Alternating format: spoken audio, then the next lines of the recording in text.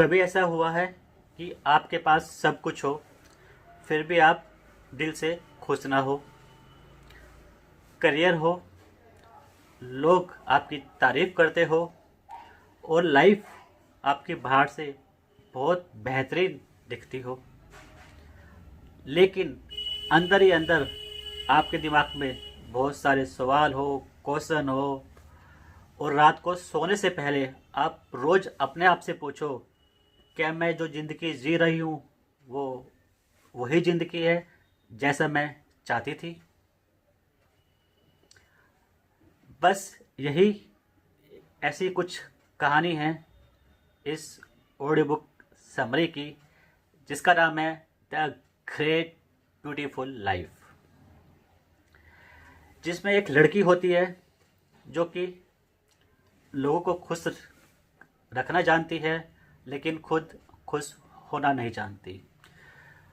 दिखने में वो बाहर से बहुत स्ट्रॉन्ग है, स्टेबल है और उसका फ्यूचर ब्राइट है सिर्फ दिखने में, लेकिन जब वो अपने आप से या खुद से कोई सवाल पूछती है तो वो एक कमज़ोर है, टूटी हुई है, और उसे ये भी नहीं पता कि वो जिस रास्ते पे चल रही है वो वही रास्ता है जो उसने चुना है या नहीं, या ये उसकी मजबूरी है।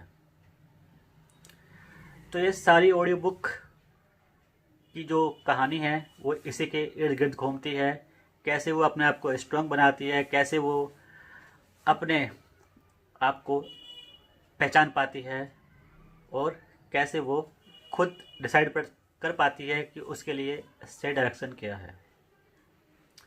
चलो अब फटाफट स्टार्ट करते हैं इस ऑडियो बुक समरी को और आपको समझाते हैं कि कैसे क्या है इस कहानी का रूप। एलिस एक नए शहर में अपनी ज़िंदगी को समझने की कोशिश कर रही होती है, पर ज़िंदगी सिर्फ नई जगह से नहीं बदलती, अपने अंदर के कन्फ्यूजन को भी फेस करना पड़ता है।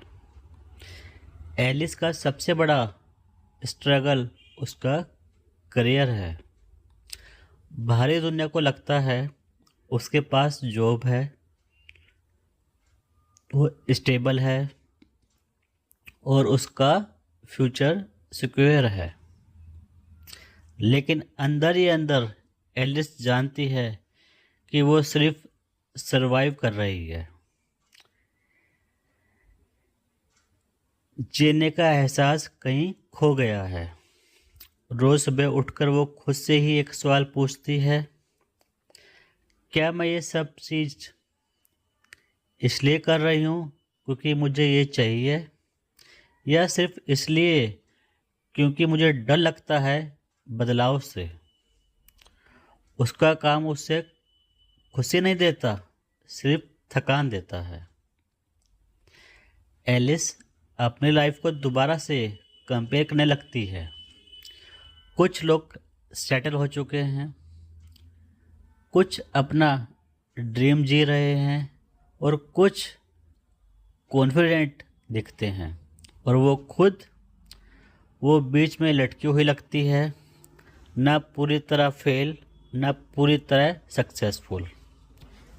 ये सेल्फ डाउट उससे कॉन्फिडेंस को धीरे धीरे खा जाता है।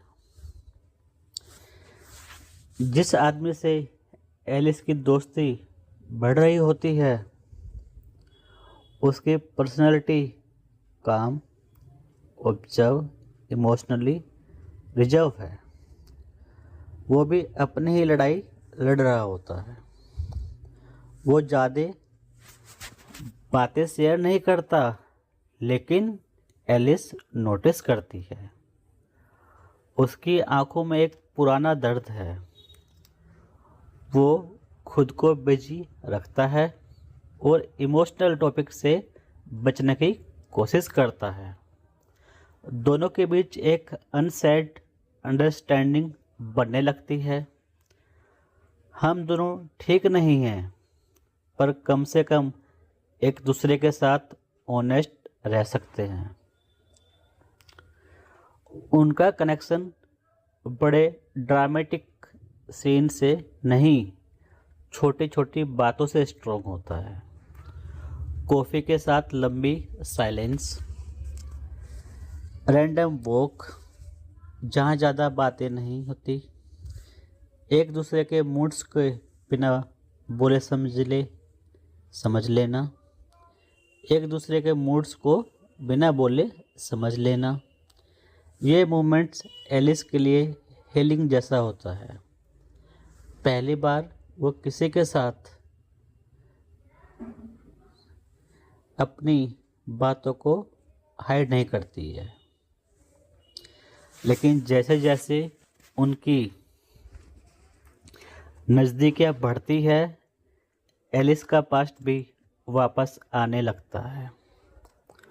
उसे याद आता है एक पुरानी रिलेशनशिप, एक लाइफ डिसीजन जिसमें उसने अपने सपनों को खो दिया, और एक गिल्ट जो वो आज तक कैरी कर रही है।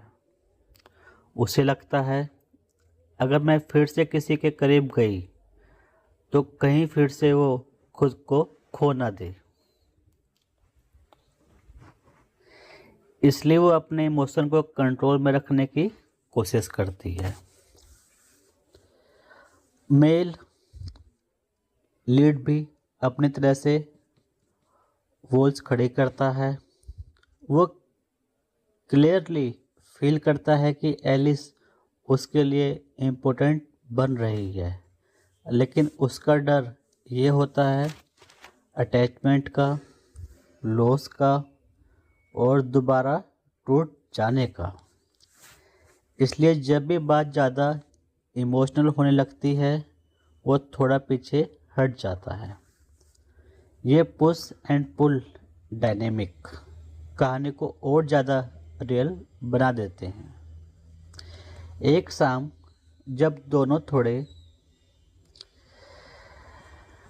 बैठ के बात कर रहे होते हैं लाइफ से, उनके बीच एक ऑनेस्ट बात होती है। कोई ड्रामा नहीं, कोई ब्लेम नहीं, सिर्फ सच। एलिस पहली बार एक्सेप्ट करती है वो कंफ्यूज्ड है, वो अपनी लाइफ से खुश नहीं है, और वो स्ट्रॉन्ग होने का एक्ट कर करके थक चुकी है। और सामने वाला भी पहली बार मानता है वो इमोशनली अवेलेबल नहीं है, वो अपने पास से भाग रहा है और किसी को हर्ट नहीं करना चाहता। ये बातचीत उनके बीच ट्रस्ट का फाउंडेशन बना देती है। इस पॉइंट पर कहानी का टोन थोड़ा बदलने लगता है। एलिस अपने करियर को सीरियसली क्वेश्चन करती है, थोड़े बदलाव करने लगती है, अपनी खुशी को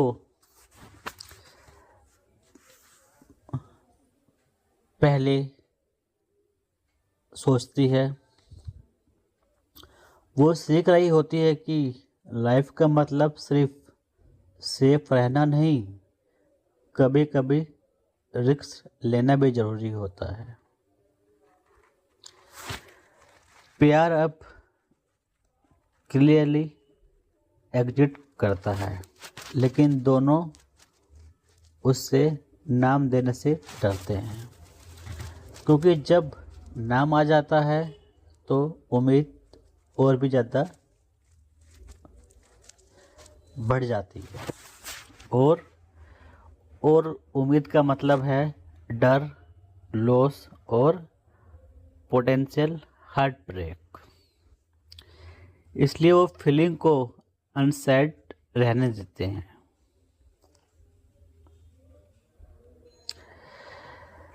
एलिस और मेल लीड एक पॉइंट पर पहुंच चुके होते हैं जहां दोनों जानते हैं कि यह सिर्फ दोस्ती नहीं रही, लेकिन कोई भी पहला कदम लेने की हिम्मत नहीं कर पा रहा है। कुछ वक्त के लिए सब कुछ ठीक लगता है। एलिस नोटिस करती है सुबह उठना थोड़ा आसान हो गया है। उसके दिन में अब एक्साइटमेंट है। उसकी लाइफ में एक ऐसा इंसान है जिसके साथ वो खुद को एक्सप्लेन नहीं करती। ये प्यार ड्रामेटिक नहीं है, ये कंफर्टेबल है। और कभी कभी कंफर्टेबल चीज़ें सबसे ज़्यादा डेंजरस होती है, क्योंकि उनके टूटने का डर भी ज़्यादा होता है।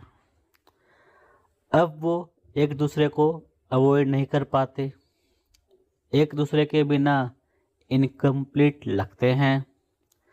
साइलेंस ऑकवर्ड नहीं, पीसफुल होती है। और जब एक दूसरे के पास होते हैं, दुनिया थोड़ी स्लो लगती है। एलिस के दिल में एक थॉट बार बार आता है, अगर मैं इस फीलिंग को एक्सेप्ट कर लूं, तो क्या मैं अपनी पुरानी गलतियां दोबारा रिपीट कर रही हूं? एलिस का पास्ट उस चैन से जीने नहीं देता। उसे याद आता है कैसे पहले उसने किसी के लिए अपने सपनों को छोड़ दिया था, कैसे उसने अपनी आइडेंटिटी को रिलेशनशिप से अंदर खो दिया था, कैसे एंड में वो अकेली रह गई थी। इसलिए इस बार वो खुद से प्रॉमिस करती है, मैं प्यार करूंगी लेकिन अपने आप को खोकर नहीं। पर प्रॉब्लम यह है कि प्यार कंट्रोल में नहीं होता। दूसरी तरफ मेल लीड भी एक डिसीजन से लड़ रहा होता है। वो फील करता है एलिस उसके लिए स्पेशल है, उसके साथ वो महसूस फील करता है, उसके साथ फ्यूचर सोच सकता है। पर फिर भी उसका पास्ट बोल पड़ता है, हर अच्छी चीज़ को एंड में दर्द ही देना होता है। उसे लगता है अगर वो ज़्यादा करीब आया, अगर उसने कमिटमेंट दिखाया, तो शायद वो फिर से किसी को हर्ट करेगा। इसलिए वो हाफ इन हाफ आउट रहता है। एक दिन एक छोटी सी बात बड़ी फाइट बन जाती है। एलिस अपनी अपॉर्चुनिटी के बारे में बात करती है, एक ऐसा करियर मूव जो रिस्की है, अनसर्टेन है, लेकिन उसके दिल के बहुत करीब है।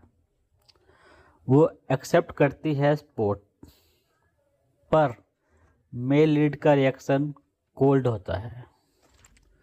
वो लॉजिकली बोलता है स्टेबल इम्पोर्टेंट है, रिस्क लेना बेकार हो सकता है और लाइफ इतनी सिंपल नहीं होती। एलिस को ये बात लग जाती है दिल पर सीधा। एलिस को महसूस होता है कि ये वही सिचुएशन है जिससे वो भाग रही थी। उसे लगता है तुम भी मेरी लाइफ को सेफ और स्मॉल बनाना चाहते हो। वो गुस्से में नहीं, डिसअपॉइंटमेंट में बोलती है, और यहीं से दोनों के बीच एक इमोशनल डिस्टेंस आ जाता है। फाइट के बाद मैसेज कम हो जाते हैं, मीटिंग अवॉइड होने लगती है, और जो कंफर्टेबल था उसकी जगह ऑकवर्डनेस आ जाती है। एलिस अपने आप से पूछती है, क्या प्यार का मतलब कंप्रोमाइज होता है? और मेल लीड सोचता है, क्या मैं किसी के सपनों को या मैं किसी के सपनों का बोझ बन रहा हूँ? इस पार्ट में कहानी का सेंट्रल थीम क्लियर हो जाता है। क्या प्यार के लिए खुद को बदलना ज़रूरी है, या सही प्यार वो होता है जो आपको और बड़ा बनाए? एलिस पहली बार डिसाइड करती है, मैं अपने सपने छोटी नहीं करूँगी किसी कंफर्ट के लिए।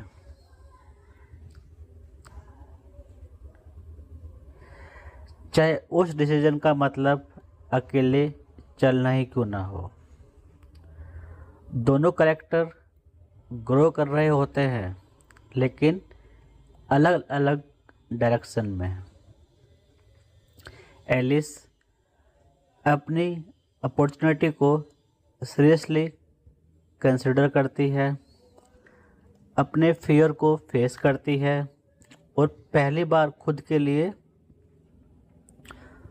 चूज करती है। मेल लीड अपने रिएक्शन पर डाउट करता है,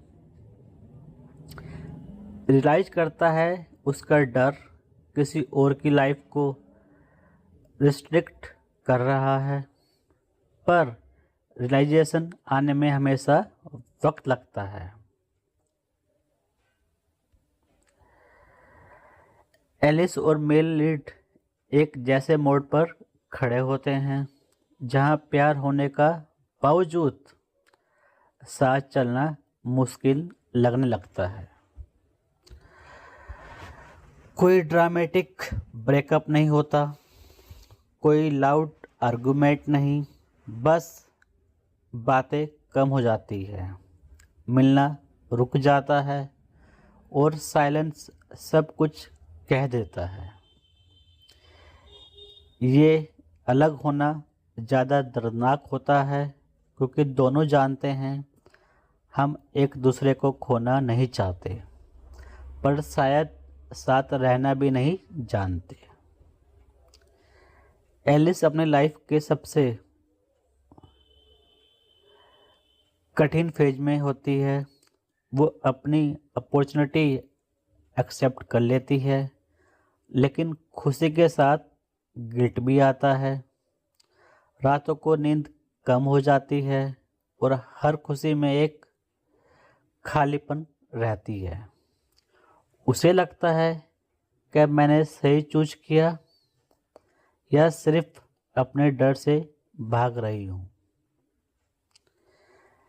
एलिस खुद को ब्लेम करने लगती है, शायद उसने ज़्यादा एक्सेप्ट किया, शायद वो रिलेशनशिप के लिए रेडी नहीं थी, शायद प्यार और एम्बिशन एक साथ पॉसिबल नहीं। यह थॉट उसे इमोशनली दूर कर देता है। हर एक चीज़ क्लियर होती जाती है, वो पहले जैसी नहीं रही। दूसरी तरफ मेल लीड के लिए भी सब कुछ इजी नहीं होता। शुरू में वो खुद को कन्विंस करता है ये सब बेटर के लिए है, पर धीरे धीरे सच्चाई हिट करती है। एलिस के बिना दिन खाली लगने लगता है। वो खुद से बातें करने लगते हैं और अपने पास्ट को दर्द फिर सरफेस पे आ जाता है। वो रियलाइज करता है मैं प्यार से भाग रहा हूँ, उसे प्रोटेक्ट करने का नाम पर। इस फेज में मेल लीड अपने पास्ट को जेन्युइनली फेस करता है। वो समझता है उसका फियर लॉजिकल नहीं, इमोशनल है। वो फ्यूचर के दर्द से इतना डर गया कि पेरेंट्स की खुशी भी छोड़ दी, प्रेजेंट की खुशी भी छोड़ दी, और उसकी ओवरकेशन और किसी के सपनों को छोटा कर रही है। ये रियलाइजेशन पेनफुल होता है, लेकिन ज़रूरी भी। एलिस के लिए भी एक मिरर बन जाता है। वो सीख रही होती है अकेले रहना वीक होना नहीं है। खुद के सपने चूज करना सेल्फिश नहीं, और प्यार का मतलब खुद को खोना नहीं होता। वो अपने लाइफ को धीरे धीरे रीबिल्ड करती है। न्यू रूटीन्स, न्यू कॉन्फिडेंस और एक नई सेल्फ रेस्पेक्ट। दोनों के पास एक दूसरे के लिए बहुत कुछ कहना होता है, पर कोई कहता नहीं। ड्राफ्ट मैसेज लिखे जाते हैं, लेटर्स लिखकर डिलीट किए जाते हैं, और हाँ, अनसेंड वर्ड दिल पर बोझ बन जाते हैं। ये अनसेंड इमोशन कहानी को और ज़्यादा रियल बना देते हैं। एक दिन एक छोटा सा इंसिडेंट सब कुछ बदल देता है। मेल लीड किसी और की कहानी सुनता है, किसी ऐसे इंसान की जिसने डर के चलते प्यार छोड़ दिया और बाद में सिर्फ रिग्रेट बचा। ये सुनते ही उसे रियलाइजेशन होती है, अगर मैं अब भी चुप रहा तो शायद मैं अपनी ज़िंदगी की सबसे ब्यूटीफुल चीज़ को खो दूँगा। पहली बार वो बिना डर के एक्सेप्ट करता है, वो एलिस से प्यार करता है। वो इम्परफेक्ट है और प्यार का मतलब रिस्क लेना होता है। उसे समझ आता है प्रोटेक्शन का मतलब कंट्रोल नहीं होता।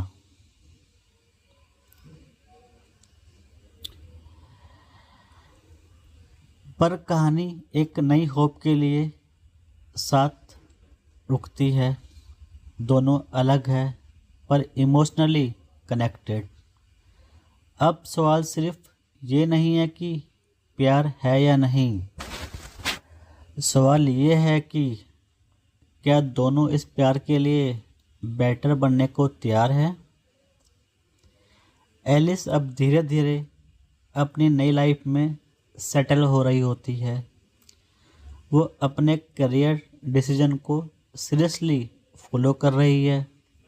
उसके अंदर एक नया कॉन्फिडेंस आ गया है। वो पहली बार फील करती है कि वो अपनी लाइफ की ड्राइवर सीट पर बैठी है।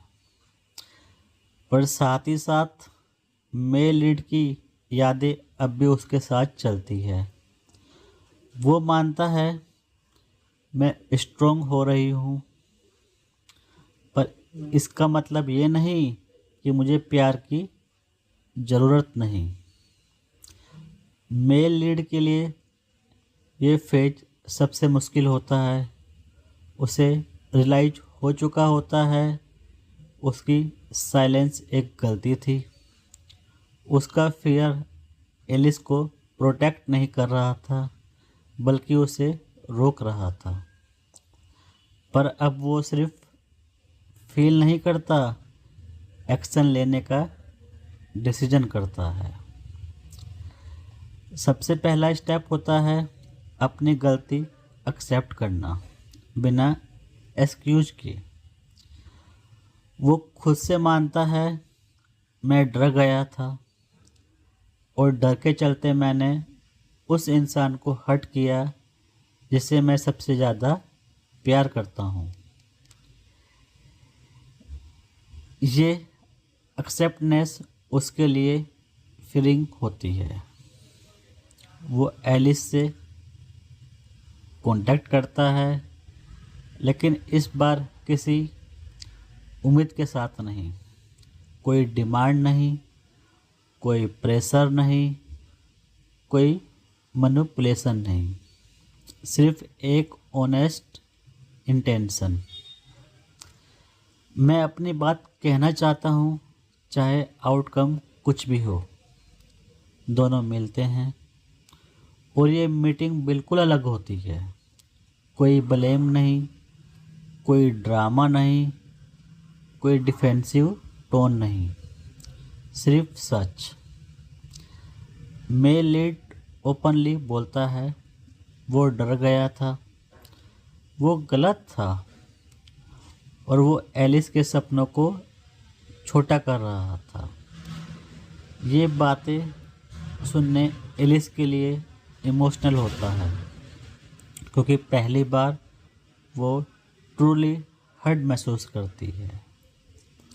एलिस भी अपना सच छुपाती नहीं। वो कहती है सेपरेशन उसके लिए इजी नहीं थी। उसने कभी मिस्टेक की और वो अब किसी भी रिलेशनशिप में खुद को छोड़ना नहीं चाहती। वो साफ बोलती है, बाउंड्री सेट करती है। मैं प्यार चाहती हूँ, पर अपनी आइडेंटिटी के साथ। यहीं पर कहानी का टोन चेंज होता है। अब ये बातचीत कन्विंस करने की नहीं, समझने की होती है। दोनों रियलाइज करते हैं लव सिर्फ फीलिंग नहीं होती, लव रिस्पॉन्सिबिलिटी होती है। और लव का मतलब एक दूसरे को ग्रो करने देना होता है। ये फेज नहीं, ये पीसफुल होता है। वो धीरे धीरे दोबारा कनेक्ट करते हैं, एक दूसरे को स्पेस देते हैं। अब उम्मीद और ज़्यादा क्लियरली कम्युनिकेट करते हैं।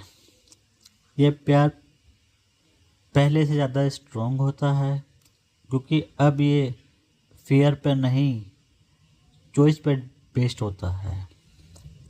मेल लीड सीख रहा होता है डर हमेशा रहेगा, पर हर बार डर को जीतना देना जरूरी नहीं। एलिस सीख रही होती है प्यार और एम्बिशन एक दूसरे के दुश्मन होते हैं। एलिस और मेल लीड एक नई अंडरस्टैंडिंग के साथ दोबारा जुड़ चुके होते हैं, पर अब ये प्यार सिर्फ इमोशन तक सीमित नहीं है। अब ये रियल लाइफ का चैलेंज से टकराने वाला है।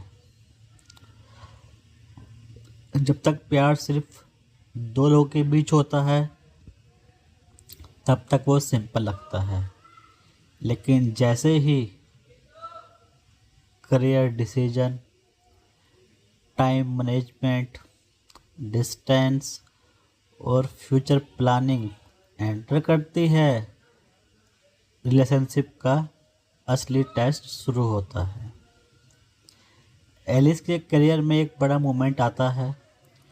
उसकी मेहनत फाइनली नोटिस की जा रही होती है। एक नया रोल,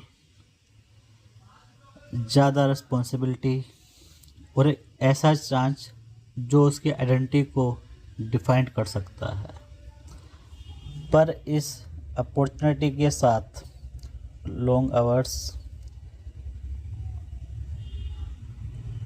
और लिमिटेड पर्सनल टाइम भी आता है। एलाइस कंफ्यूज होती है, क्या मैं सब कुछ एक साथ संभाल पाऊंगी? यहीं पर मेल लीड के ग्रोथ क्लियरली दिखाई देते हैं। इस पर वो एडवाइस थोपता नहीं, फेयर प्रोजेक्ट नहीं करता और एलिस के डिसीजन को क्वेश्चन नहीं करता। वो सिर्फ एक बात कहता है, जो तुम्हें ग्रो कराए मैं उसके साथ हूँ। ये लाइन एलिस के लिए बहुत मीनिंगफुल होती है, क्योंकि पहली बार उसे लगता है कि ये प्यार उसके रास्ते में नहीं, उसके साथ चल रहा है। फिर भी प्रॉब्लम ख़त्म नहीं होती। मिलने का टाइम कम हो जाता है। थकान छोटी बातों को बड़ी बना देती है। कभी कभी दोनों इमोशनली अनअवेलेबल लगते हैं। इस बार कॉन्फ्लिक्ट होता है, पर अलग तरीके से। ना कोई शाउटिंग, ना कोई वॉकिंग अवे, सिर्फ एक ऑनेस्ट रियलाइजेशन। प्यार एक साथ पेशेंस भी सीखनी पड़ेगी। कुछ मोमेंट ऐसे होते हैं जब मेल लीड का पुराना फियर वापस आने की कोशिश करता है। उसे लगता है एलिक्स उससे दूर हो रही है, करियर उसकी प्रायोरिटी बन गया है, शायद वो फिर से सेकेंडरी हो रहा है। पर इस बार वो रिएक्शन में डिसीजन नहीं लेता, वो कम्युनिकेट करता है। यह ही सबसे बड़ा चेंज है।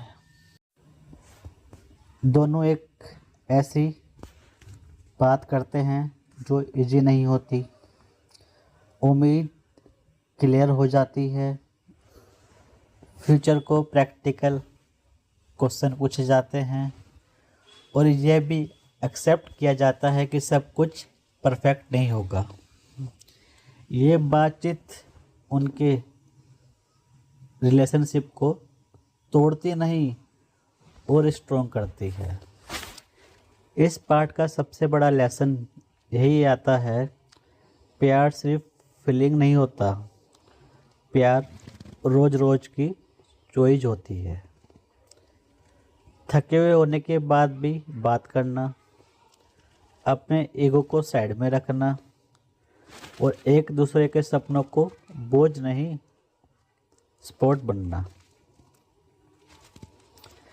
दोनों डिसाइड करते हैं हम डर के बेसिस पे नहीं, फेथ के बेसिस पर साथ चलेंगे। एलिस सीख रही होती है करियर इम्पोर्टेंट है, पर इमोशनल कनेक्शन भी ज़रूरी है। मेल लीड सीख रहा होता है सपोर्ट का मतलब खुद को खो देना नहीं और स्पेस का मतलब प्यार कम होना नहीं। ये बैलेंस परफेक्ट नहीं होता पर रियल होता है।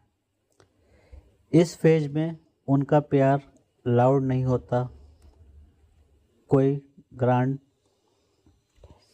गेस्चर नहीं, कोई फिल्मी ड्रामा नहीं, सिर्फ साथ में डिनर, एक दूसरे का दिन पूछना और ये फीलिंग कि हम इसमें साथ हैं।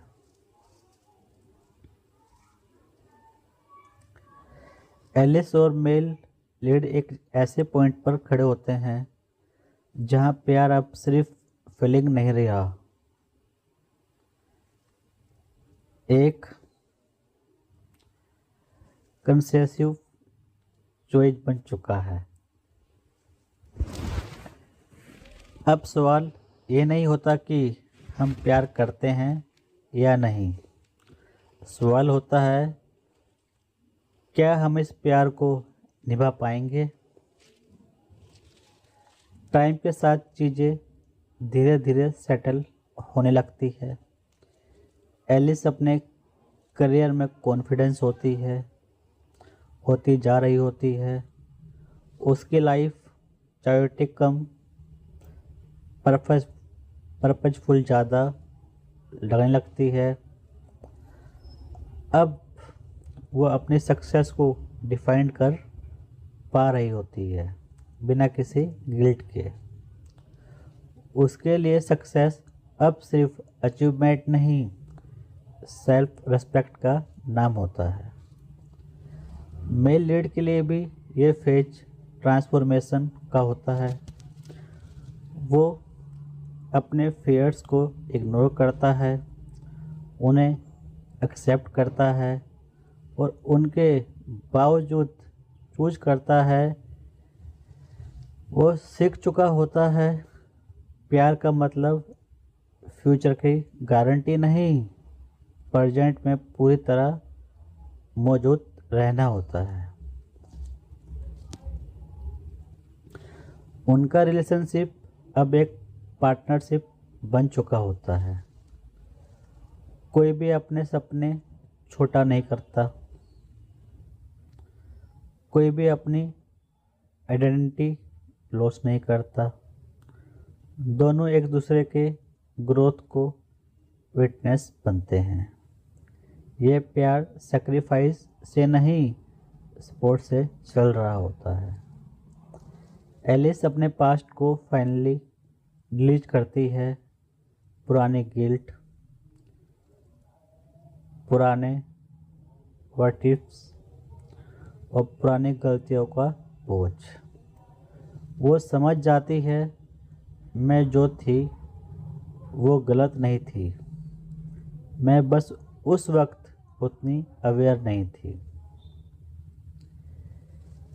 यह चीज़ अपनाना उसके लिए इमोशनली फ्री कर देता है। एंडिंग में कोई ड्रामेटिक ट्विस्ट नहीं होता, बस एक शाम, एक सिंपल सी बातचीत और एक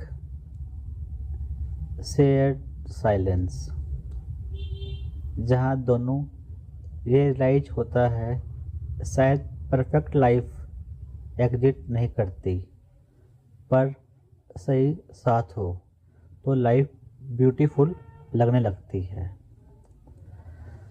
कहानी यही अपने कोर मैसेज देती है। ग्रेट बिग ब्यूटीफुल लाइफ का मतलब ये नहीं होता हर चीज़ परफेक्ट हो, हर डिसीजन सही हो या कभी दर्द ना हो। इसका मतलब होता है खुद को चूज करना, डर के बावजूद प्यार करना और इम्परफेक्ट जिंदगी को पूरे दिल से जीना। जिंदगी हमेशा सिंपल नहीं होती, पर जब हम अपनी कहानी खुद लिखना सीख जाते हैं तो वो कहानी ब्यूटीफुल बन जाती है। और शायद वही होती है एक ग्रेट बिग ब्यूटीफुल लाइफ। अगर आपको ये स्टोरी पसंद आई हो तो वीडियो को लाइक करें, चैनल को सब्सक्राइब करें और कमेंट में बताएं आपके लिए ब्यूटीफुल लाइफ का मतलब क्या। और यहीं पर इस खूबसूरत कहानी का सच सामने आता है। जिंदगी एक सीधी लाइन नहीं होती, ना ही प्यार में, ना ही करियर में और ना ही समझने में। इस कहानी के दोनों कैरेक्टर परफेक्ट नहीं है, ना ही प्यार में, ना ही करियर में और ना ही एक दूसरे को समझने में। लेकिन फिर भी दोनों परफेक्ट इसलिए बनते हैं क्योंकि दोनों एक दूसरे से सीखते हैं। जहां ये कहानी ये सिखाती है कि कैसे अपने आप को करियर के साथ साथ प्यार पे भी फोकस करना है, करियर के साथ साथ खुद को भी खुश रखना ज़रूरी है। वैसे ही जो इस कहानी का मेल कैरेक्टर है वो भी यही सिखाता है कि डर की वजह से अपने प्यार को, उसके काम को, उसकी रिस्पेक्ट को कम नहीं करना है। इस कहानी का एंड ये नहीं कहता कि अब सब कुछ परफेक्ट हो गया है, बल्कि ये सिखाता है कि परफेक्ट कोई नहीं होता, बल्कि अपने आप को परफेक्ट देखना और करना पड़ता है। अब वो दोनों अपनी लाइफ अपने हिसाब से चूज कर रहे हैं और जी रहे हैं, प्यार के साथ, डर को दूर करके। इसी को कहते हैं the great big beautiful life. Perfect होना नहीं, रियल होना ज़रूरी है। और आज की लाइफ में भी यही हमें भी सिखाता है कि परफेक्ट होना नहीं, रियल होकर और दिल से खुश होकर जीना ज़रूरी है। आपने भी अपने आप को इस कहानी का हिस्सा कहीं ना कहीं ज़रूर पाया होगा। कहीं ना कहीं आपने भी अपने आप को किसी ना किसी कैरेक्टर में देखा होगा और आपके साथ भी बहुत बार ऐसा हुआ होगा कि आप अंदर ही अंदर अपने आप से बहुत सारे सवाल पूछते हो, बहुत सारे क्वेश्चन पूछते हो कि जो कर रहे हो वो परफेक्ट है, सही है और क्या सही डायरेक्शन है। लेकिन इस कहानी के एंड तक आपको समझ आ गया होगा कि आपके लिए क्या सही है और क्या गलत है। अगर आप आज में और अब में और रियल में जी रहे हो तो आप परफेक्ट हो और यही कहानी सिखाती है। ऐसी कहानियों के लिए चैनल को सब्सक्राइब करें, वीडियो को लाइक करें और कोई भी बेहतरीन आपके नज़र में अगर ऑडियो बुक है तो कमेंट बॉक्स में कमेंट करके ज़रूर बताएं। हम नेक्स्ट ऑडियो बुक समरी उसी के लेके आएंगे। थैंक यू सो मच दोस्तों। अब मिलते हैं आपसे अगली किसी नई ऑडियो बुक समरी के साथ।